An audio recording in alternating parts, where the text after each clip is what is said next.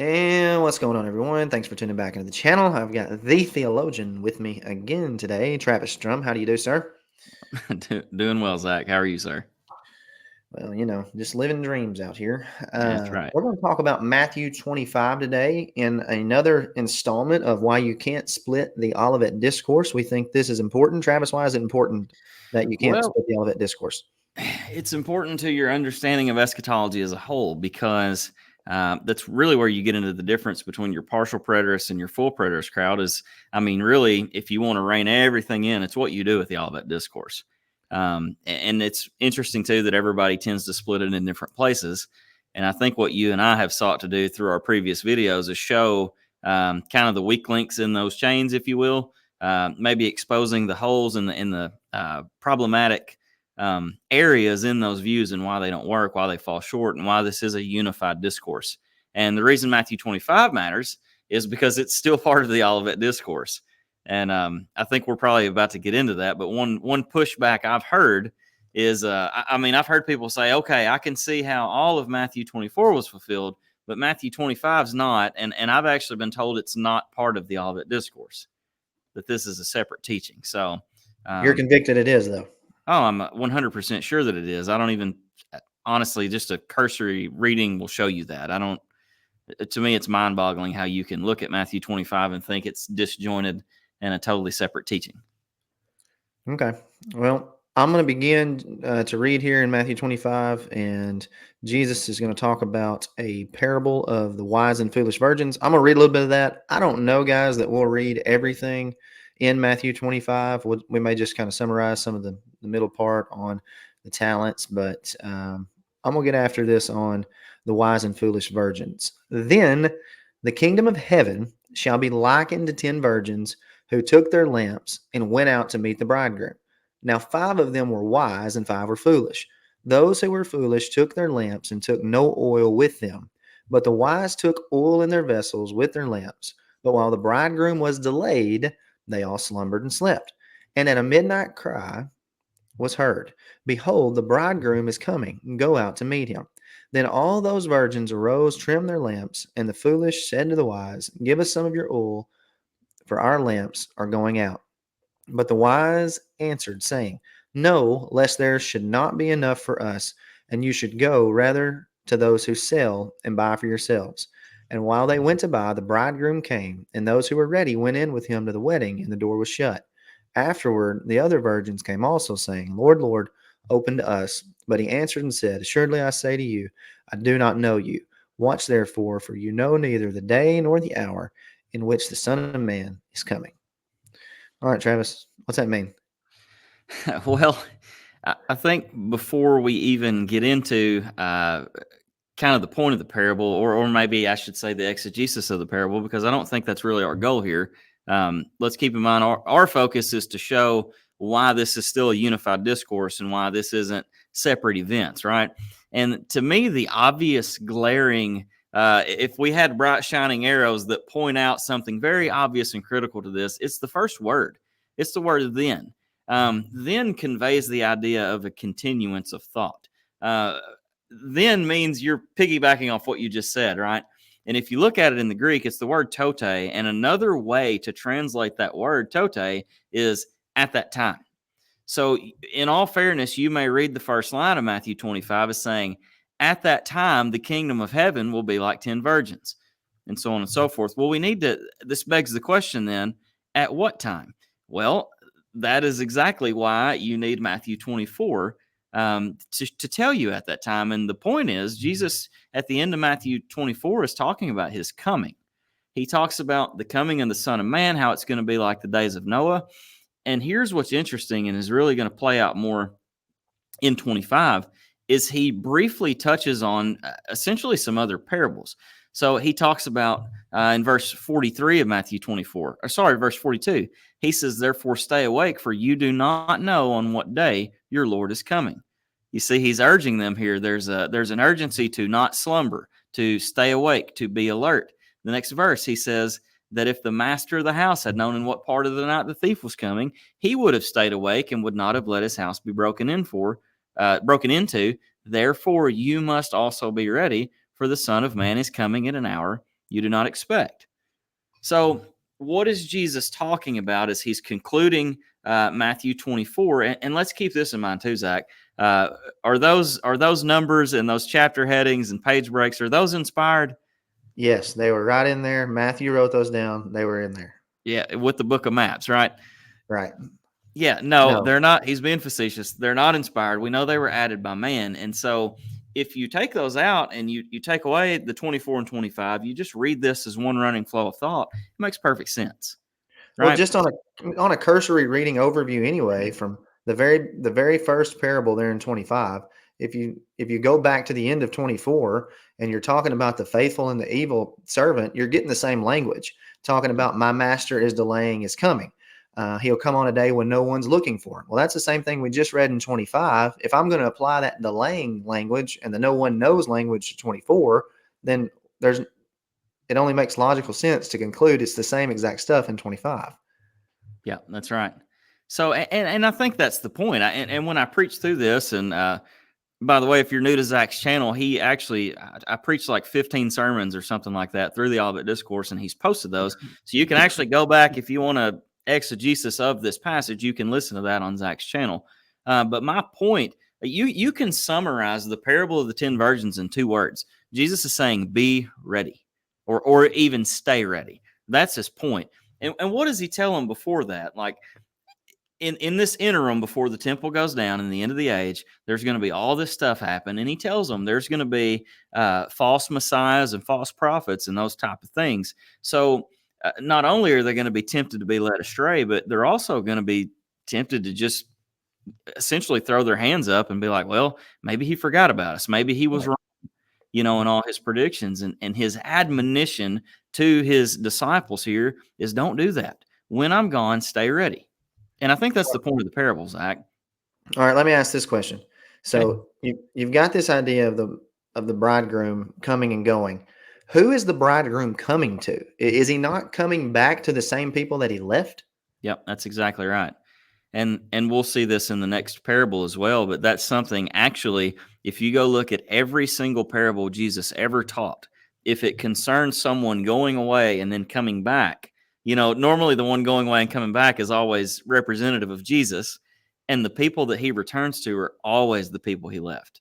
Right. You never see one parable where he returns to their great great great grandchildren. Right. Well, this so much reminds me of John 14. I go to prepare a place for you, and if I go to prepare a place for you, I come again to receive you to myself, that where I am, there you may be also. So this idea of Christ going to prepare what I perceive to be the New Jerusalem and having many rooms in this dwelling place, which is the same idea of bridegroom language, Mm-hmm. and coming to take his bride to inherit the New Jerusalem. So that's the way I see it, and pin it down on that. Do you agree? I do. And that's, maybe if you're not familiar with that, with this Jewish wedding terminology, they did things different than we did. Okay. So what you would have in America, when you want to marry somebody, we just get engaged and then we're engaged until the wedding. Well, they would have a betrothal, which was actually a way more serious binding thing. And that betrothal would stand until the wedding. Well, once a couple was betrothed, it was the man's responsibility to either build onto his father's house, which is another way to say he would what? Prepare a place, Yep. or he would build her a new dwelling altogether. But it was the man's responsibility to prepare a place for his bride. So you've got Jesus using that language, like you said in John 14, in Matthew 24, when he tells them, paraphrasing here, you do not know, when the Son is coming, he says, neither the day nor hour, but only the Father knows. That Yep. is Jewish wedding language terminology, is what that is. Exactly. They would recite these things at the betrothal, and one of the lines was, only the Father knows, because only the Father knew essentially at what time this wedding would happen.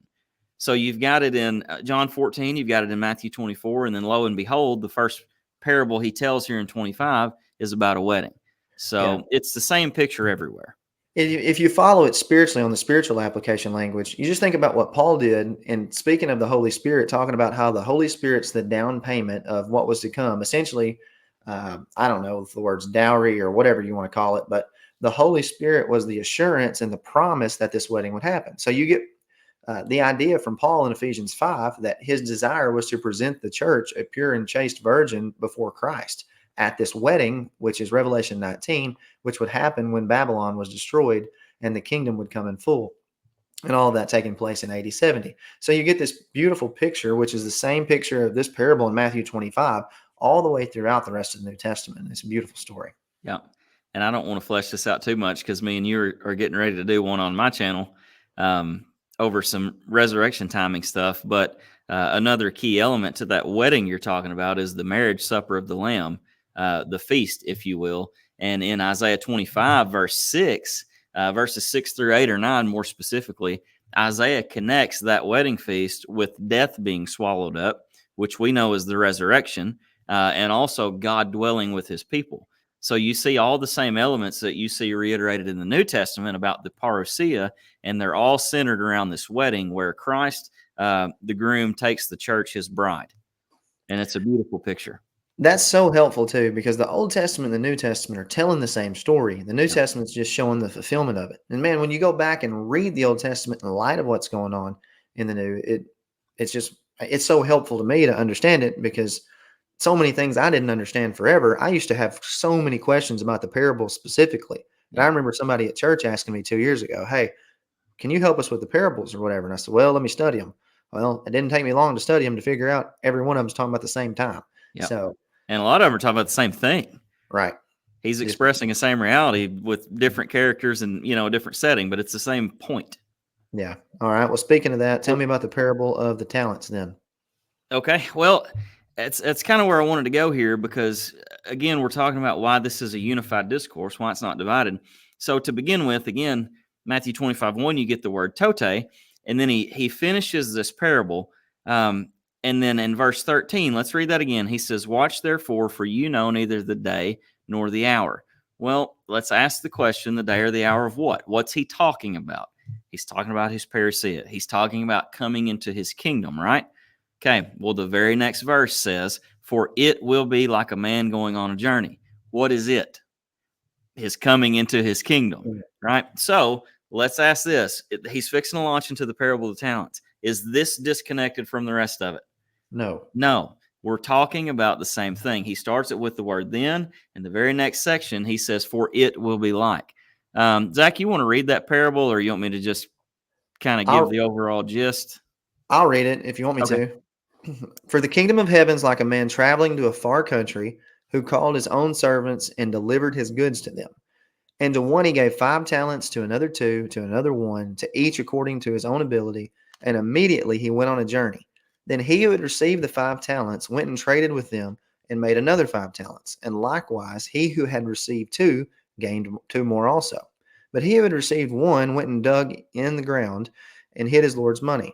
After a long time, it says a long time, note that. After a long time, the Lord of those servants came and settled accounts with them. So he who had received 5 talents came and brought 5 other talents, saying, Lord, you delivered to me 5 talents. Look, I have gained 5 more talents beside them. His Lord said to him, Well done, good and faithful servant. You were faithful over a few things. I will make you ruler over many things. Enter into the joy of your Lord.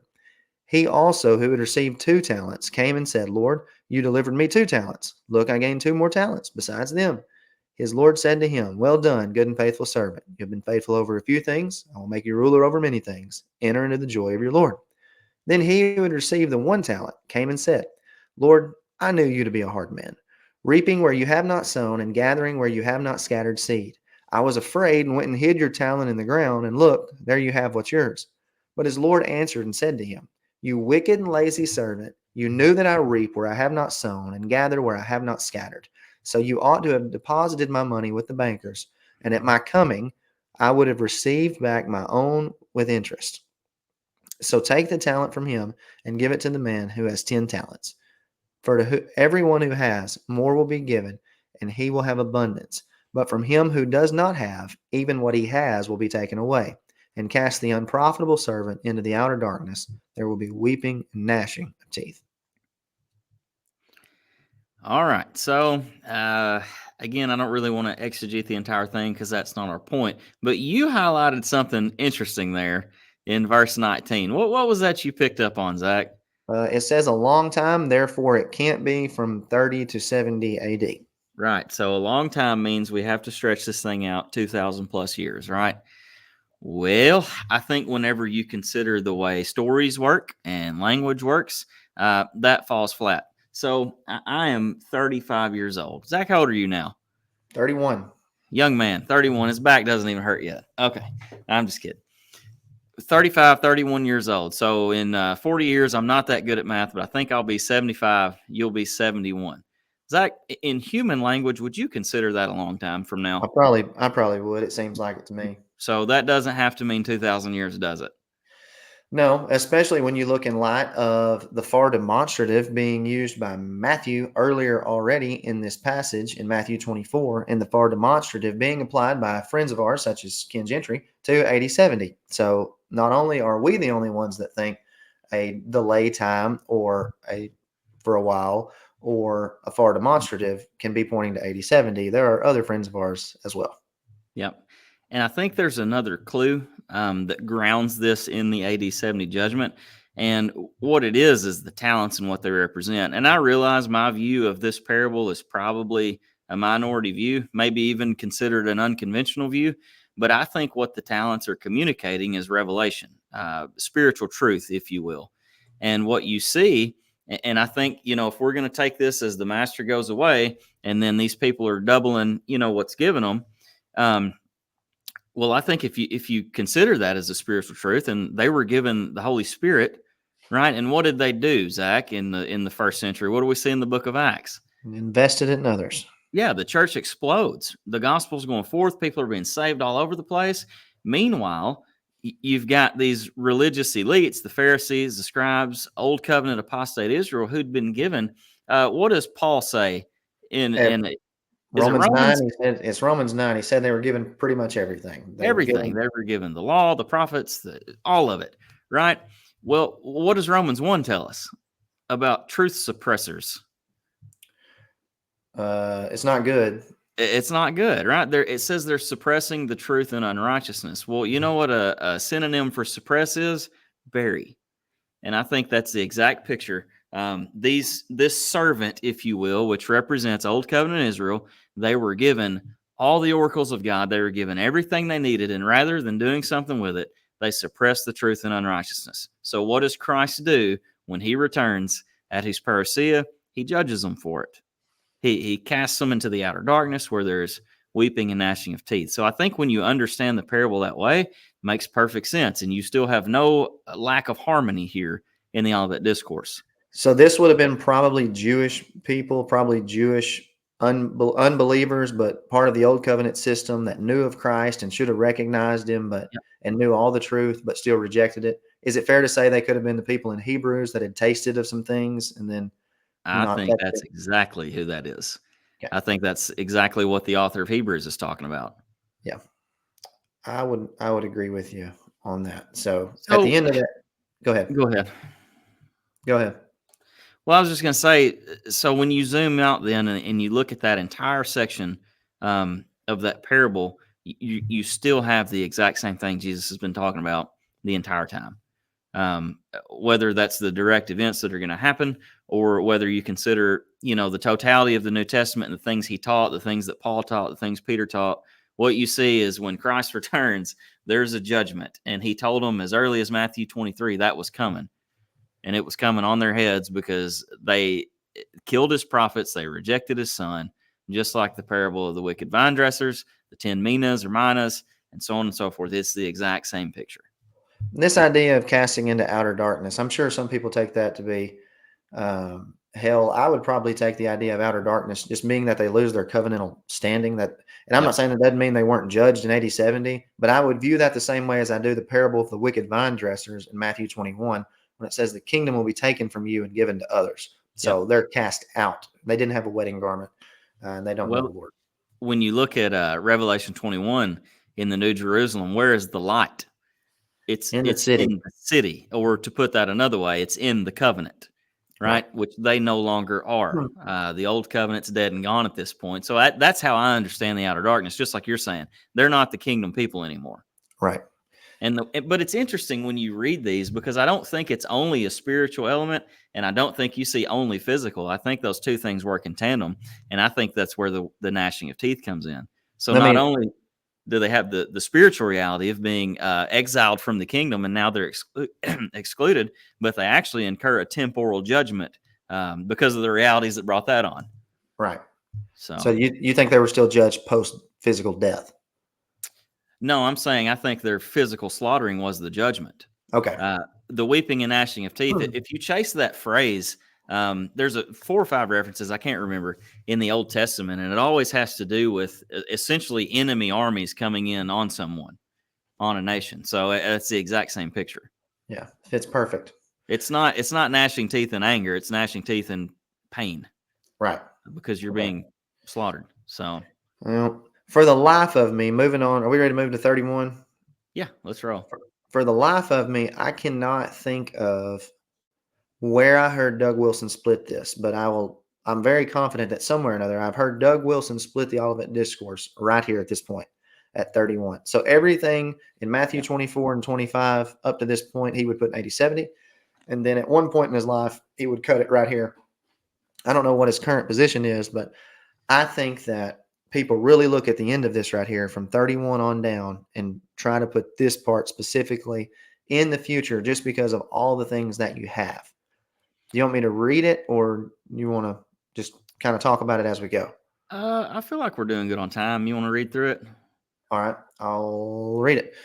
When the Son of Man comes in his glory and all the holy angels with him, then he will sit on the throne of his glory. All the nations will be gathered before him. He will separate them from one another, as a shepherd divides his sheep from the goats. He will set the sheep on his right hand, but the goats on the left. Then the king will say to those on his right hand, "Come, you blessed of my Father, inherit the kingdom prepared for you from the foundation of the world. For I was hungry, and you gave me food. I was thirsty, you gave me drink. I was a stranger, and you took me in.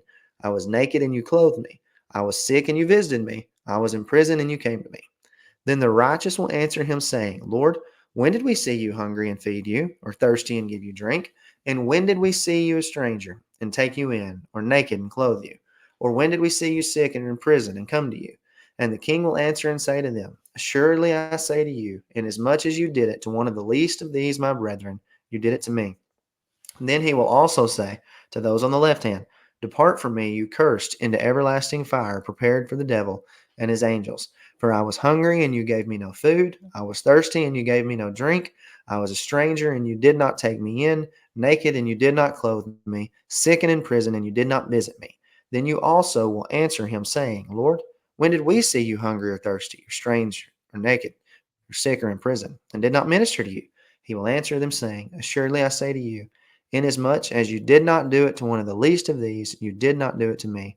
And these will go away into everlasting punishment, but the righteous into eternal life." What you thinking? Well, when I read 31, several things come to mind. Number one is Mhm. when he comes in his glory. Okay. And there's a couple elements I want to make sure we highlight. So in verse 31, he comes in his glory, he comes with his angels, and he sits on the throne. And there's two passages really that come to my mind when I see glory, angels, and throne. And the first Yep. one is Matthew chapter 16. So Matthew 16, 27 and 28 reads this way: "For the Son of Man will come in the glory," there's one, "of his Father with his angels," that's two, "and he will reward." Okay, well, when's he rewarding? When he sits on the throne. So all three elements that are in Matthew 25 are in Matthew 27 and 28. But listen to this: "He will reward each according to his works." Then Jesus gives a time indicator. Yep. "Assuredly, I say to you, there are some standing here who shall not taste death till they see the Son of Man coming in his kingdom." And there's the fourth one. So we've got the Son of Man coming in glory with his angels, with judgment into his kingdom. And this would happen when some of his original audience would still be alive. Now, you think about the harmonization of that with all of the other parables that we talked about. He came back to the same people in the bridegroom, he Yep. came back to the same people in the talent parable. All the parables he's coming back to the same people in. It makes sense if they are still alive. And he says these things are going to come upon this generation in Matthew 23 and Matthew 24. So further timing indicator. And how many people do you know? No, whatever their camp is, think Matthew chapter 16, 27 and 28 is 80, 70 in the very first century, that because it says, some of you will not taste death. It's Very, unbelievable. When you give Matthew 16, 27 and 28 to 80, 70, you just gave Matthew 25 to 80, 70. that's right. There's no That's right. disconnecting it. You can't throw it in the future. If so, how? Prove it.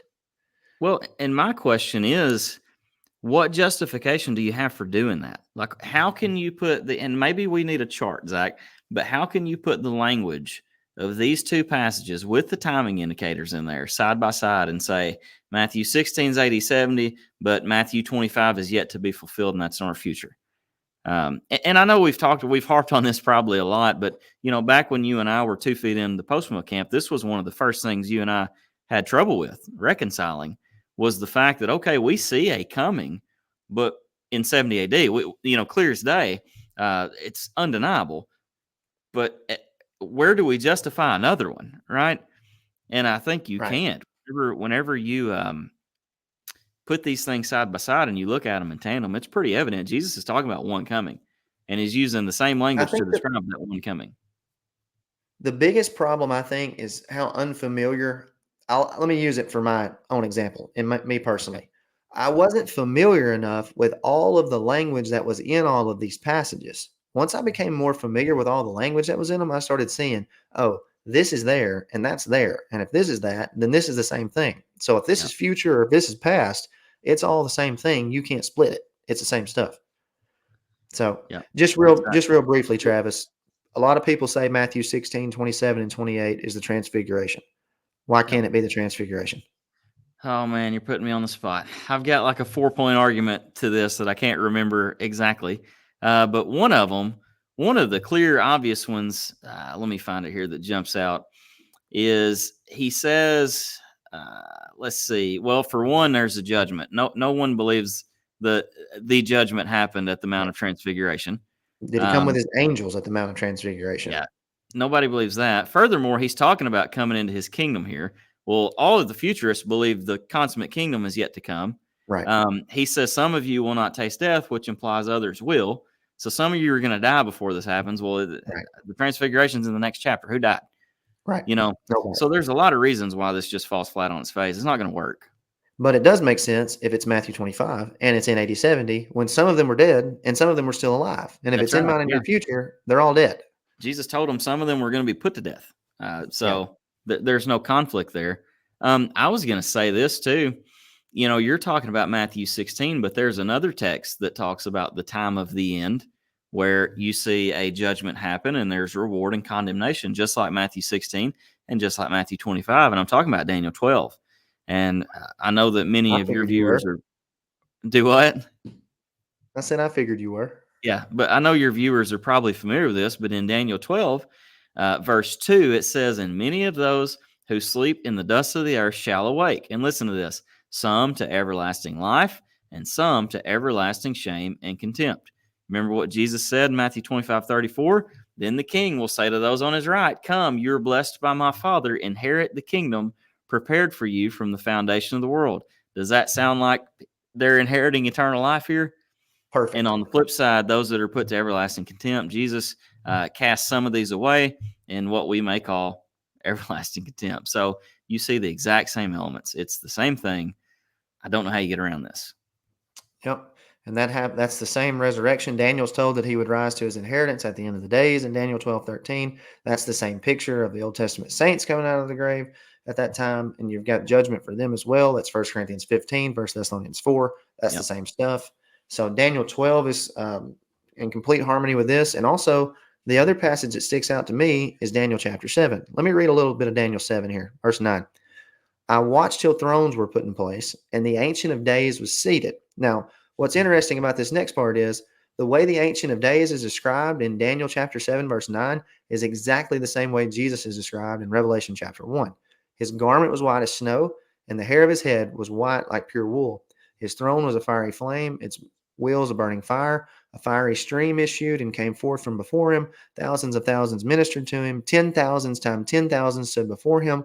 The court was seated, and the books were opened. This is the king sitting in judgment in Daniel 7, which is the same judgment of everlasting life or condemnation in Daniel 12, which is the same judgment of Matthew 16, which is the same judgment of Matthew 25, 31 to 34. Yeah, that's right. Is it not a beautiful picture? It is. It's almost like Jesus is the sovereign Lord of the universe. Yeah. Well, he keeps going in Daniel chapter 7, and he talks about how the kingdom is destroyed, and then how the saints would possess the kingdom forever and ever, even forever. And that's the same as Matthew 21, when the kingdom's taken from the old covenant system and it's destroyed and given to the saints who would reign forever and ever, even forever. Daniel 7:18. Yeah. It's also, I'm just thinking back, kind of as you were talking, just thinking about the Olivet Discourse. If we were to zoom out and just consider everything we've probably talked about, and I don't even remember the last time we recorded one of these videos, it's been a while. But you think about all the things that Jesus told them. He tells them the temple's going down, and they ask, when will these things be? And what will be the sign of your coming and of the end of the age? And he launches into this whole thing. Well, you see the same elements. So, for example, as you and I were talking about how Daniel 12, this is clearly Matthew 16, Matthew 25. It's the same thing. Well, what is the element right before the resurrection and judgment? He says essentially the great tribulation. There's going to be a time of trouble such as never has been. What does Jesus tell him in Matthew 24? You're going to go through great tribulation, Yeah. right? So you see these same constituent elements that unify not only Matthew 24 and 25, but the entire Bible, the totality of the scriptures. And they're all big flashing arrows that point to one consummate conclusion. And to get around this, you've got to be a gold medal acrobat. It boggles my mind. And I have to believe that the overwhelming majority of people who want to split this discourse and apply this futurist outlook, it's got to be because they've just never genuinely been confronted with these things as we're laying them out. What do Yeah. you think? I think there are people in willful ignorance, and I think there are people willfully suppressing the truth. Yeah. And maybe the ignorant side is a little bit larger. And I'd probably blame the pulpit on that more than Mhm. anything, just because there's so many people who are not teaching it this way. And you think about, I was talking to somebody the other day about the media and the influence of media and what we get to do with this and sharing this, because so many people are sending us emails and messages on Facebook and comment on videos and saying, man, thanks for this and yada, yada, yada, and Mhm. whatever. Well, if you think about it, back 20, 30, 40, 50 years ago, only the biggest name preachers with the biggest platforms at mega churches were That's right. able to have an audience. But Yep. now, I mean, people like me and you in their homes can have an audience of Mhm. folks and that can get this information out, That's right. on certain sites. And I think that's the sovereignty of God too, so that people can see it. And, as much as anything, and you've done this, you've probably taught things that, you look back on now a year later and say, man, I don't really agree with that anymore, but Yeah. we're learning because people are, challenging us and putting us to the test on things. And I just, we all need to be cautious and remember that we don't know everything, and we better take an honest look at what the Bible says and examine our views and see if it lines up. So Yeah. none of us are above correction in anything. I think something that you kind of the flip side of what you touched on, because you talked about the willful ignorance and those that are just downright truth suppression. Well, there's a whole nother gamut to this thing, and that's people that are sincerely looking for answers and wanting to learn that just haven't heard. Right. And what's happening every day, and I know you do because I know you're getting emails and calls and all that sort of thing, and I get a few of them too. But people all over the place are waking up and they're asking questions and they see it. And you remember when we went through the Calvinist thing and other doctrinal shifts, once you've seen something, you can't unsee it anymore. Yeah. And that's happening more and more. And I wanted to touch on, because you brought up just the beauty of the internet. I got to talk with a guy that lives in Brazil Saturday morning. What other time in history could that happen? Never. When a guy in Jonesboro, Arkansas is on a Zoom call, just like me and you're doing right here, and get to talk about the Bible for an hour. It's Yeah. just a beautiful thing. And I hope that we don't take advantage of that sort of thing. Well, me too. I've had 4 people literally message me since we started this 34 minutes ago, just Mhm. about stuff that's going on. So, I mean, Yep. all glory to God. It's not that me and Travis think we're smarter than anybody. We don't. It's amazing to us to see that people were talking about this 10, 15, 20 years ago, Yeah. and we had no idea. I mean, we Yeah. just we didn't come across it. We weren't deep enough. We weren't far enough along, Mhm. and still feel like we're in the kiddie pool swimming, but hopefully we're benefiting you guys who are watching. Well, think about what you just said though. Back in the day when all the megachurch pastors had the microphone, what did they all teach? I mean, it was all premillennial dispensational Arminianism, mostly continuationists. Let's be honest. I don't want to, get off into that, but the point is, the by and large masses were hearing a theology that's totally foreign to most of what we believe now. Right. And so, like you said, as other means are becoming more available, I think we're just going to see, this thing kind of level out a little bit. Yeah. So. Well, that's my prayer. You want to offend anybody else before we're done here? Or are you good? Well, no, let me just breeze back through just kind of, I think, some of the highlights of what we've talked about, if that's all Okay. right, for Yep. why you can't divide the discourse. I think, and look, I may be about to just jumble this whole thing up, all right? So if I mess this up, just email Zach. It's his fault. So we've tried to do this video like 7 times, by the way. But I think the whole thing starts with the questions, right?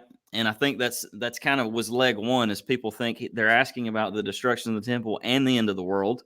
And I think you and I did a good job showing how no, they understood the end of the age, not world, and the temple going down to be synonymous things. That, in other words, the destruction of the temple would indicate that the Mosaic age had ended, right? And that would usher in the age of Messiah. So there's not an issue there. I think the next one was the Great Tribulation, which is absolutely silly because he says things are going to happen after that people place in AD 70. So you can't push the Great Tribulation as a future event.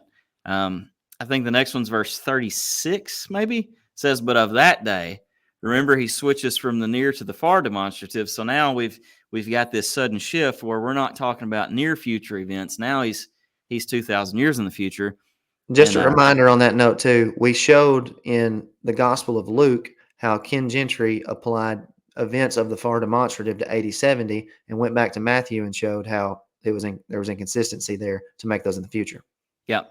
But what you and I showed is that whenever you connect verse 36 with verse 35, there's no reason whatsoever to conclude he's talking about some far out future thing, because he says right before that, heaven and earth will pass away. And he says, but of that day and hour, no one knows. Well, what day and hour? It's the day heaven and earth pass away, which, if you understand heaven and earth to be the covenant, it's just like the temple's representative of that. He's still talking about the exact same thing.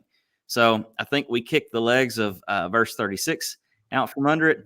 I don't know if there were any more highlight points. I think we covered pretty much the entire thing, at least to some degree. And then you get to Matthew 25, and there's no chance whatsoever that the two parables and the end of the chapter are disconnected. So I guess my big question to your viewers, if they've watched all these, is, after seeing all this, what is your justification for putting any of the Olivet Discourse in the future? And if you don't have any, you know what that means, right?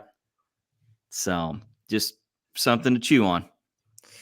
Well, I'm much appreciative of you coming on and doing it. So these will all be uploaded to his channel as well. If you hadn't checked out his channel, then go do so.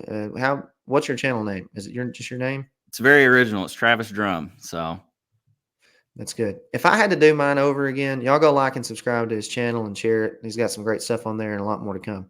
If I had to do mine over again, I probably would have called it "Who Altered the Eschaton" or something like that. But yeah. I'm not changing it at this point. So, all right, folks, don't forget to like and subscribe down below. Share away. God bless you. Don't forget about the Arkansas Eschatology Conference that's coming up. That is that next August? Is that when we decided we were doing that? It's next August. Travis is the brains behind this operation. We sold 2 more tickets today and got a donation. So All right, look at us go. we're on a roll. Make plans to come join us in Jonesboro. It's going to be a good time. We've got Gary DeMar, Don Preston, David Curtis, Mike Sullivan, Bob Cruikshank coming. So should be a lot of excitement. I know you'll be blessed by their teaching from some guys that we've learned greatly from. So thanks for joining us, and we'll see you soon.